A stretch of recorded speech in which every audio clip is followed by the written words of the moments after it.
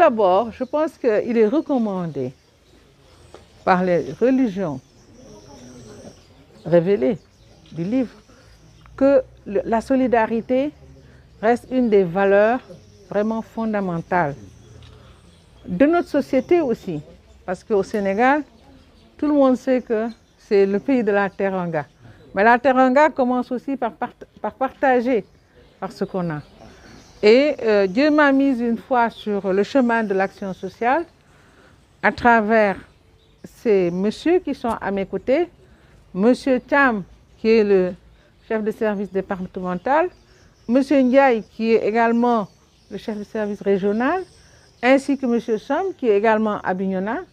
Et après discussion, nous avons estimé qu'il était absolument nécessaire de venir les appuyer à satisfaire des demandes qui étaient restées pendantes et dont ils ne savaient pas vraiment quoi faire pour satisfaire ces populations. Et parmi ces populations, ce sont nos sœurs, ce sont nos tantes, ce sont nos oncles. J'ai estimé, comme on le dit si bien en Wolof, il faut commencer également par chez soi, par son entourage. Et c'est pour ça que je suis venue poser cet acte. Et je pense qu'il a été fort apprécié et que je ne cesserai pas de renouveler.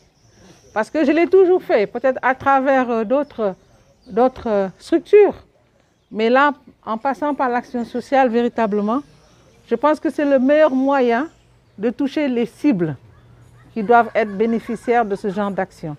Nous avions bien sûr par le passé beaucoup appuyé les victimes des mines antipersonnelles en tenant compte de la situation de conflit qui régnait dans la région, mais nous allons renouveler chaque fois que de besoin ce genre d'action pour que les personnes qui sont là et qui sont la cible de l'action sociale puissent bénéficier en tout cas de tout ce qu'on pourra leur donner.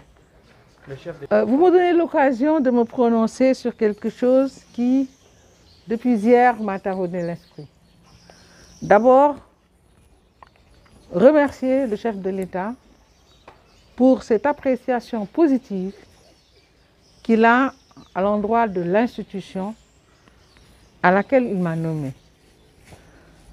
Avec 30 membres vaillants, des femmes et des hommes qui ont un engagement entier pour la promotion du dialogue social. Leur succès, comme je leur ai dit dans un message que j'ai envoyé ce matin aux membres, c'est le succès de tous. Mais ma responsabilité, en tant que tête de file, fait que je dois porter avec beaucoup de modestie cette toge que le président de la République m'a fait porter hier. Mais c'est également une marque de satisfaction. Parce qu'en 2015, je ne pense pas que beaucoup de Sénégalais savaient ce qu'était le dialogue social. Le dialogue social tripartite, comme on le dit. L'institution nationale tripartite de dialogue social est la seule au Sénégal. Ce n'est pas l'Assemblée nationale, ce n'est pas le Conseil économique, social et environnemental, ce n'est pas la médiature de la République, ce n'est pas une toute autre institution de dialogue, parce que tout simplement, elle a comme marque déposée le tripartisme. Gouvernement, employeur et travailleur. Je pourrais parler de dialogue social jusqu'à demain parce que je suis une passionnée. Mais ce que je veux dire, nous avons compris le message du président. Parce qu'aujourd'hui, sans le dialogue tout court, aucun pays ne peut être gouverné. Que le dialogue soit politique, qu'il soit économique ou qu'il soit social. La concertation, les discussions peuvent seules aujourd'hui aider nos pays africains sous-développés, en particulier le Sénégal, qui veut aller vers l'émergence, donc qui veut avoir des relations professionnelles stables dans les entreprises où on crée la richesse, où les travailleurs vont pouvoir se retrouver. Donc, je pense que le président de la République a de l'ambition pour le dialogue social de mon pays. Il va falloir le porter et aller très vite comme il le souhaite, puisque des délais ont été fixés. Je voudrais également remercier le ministre du Travail, avec lequel je collabore en franche collaboration, et dire aux Sénégalaises et aux Sénégalais que le dialogue social peut aider à trouver des solutions. Le dialogue social doit être érigé effectivement en système de gouvernance.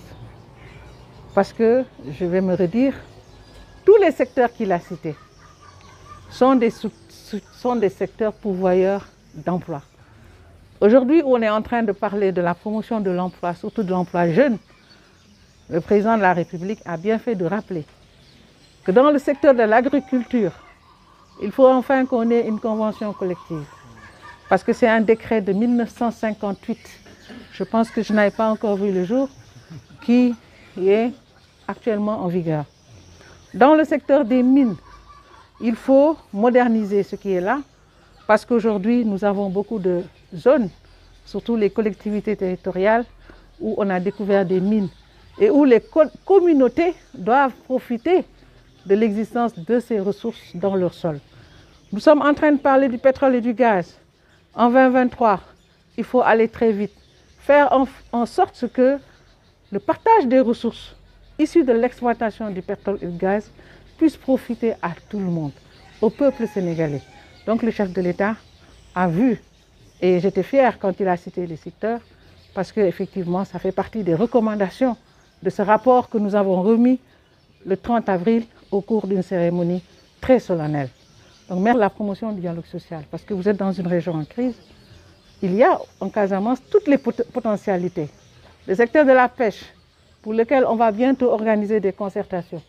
Je pense que c'est extrêmement important. Restez avec nous, nous aussi on sera avec vous. Merci, madame.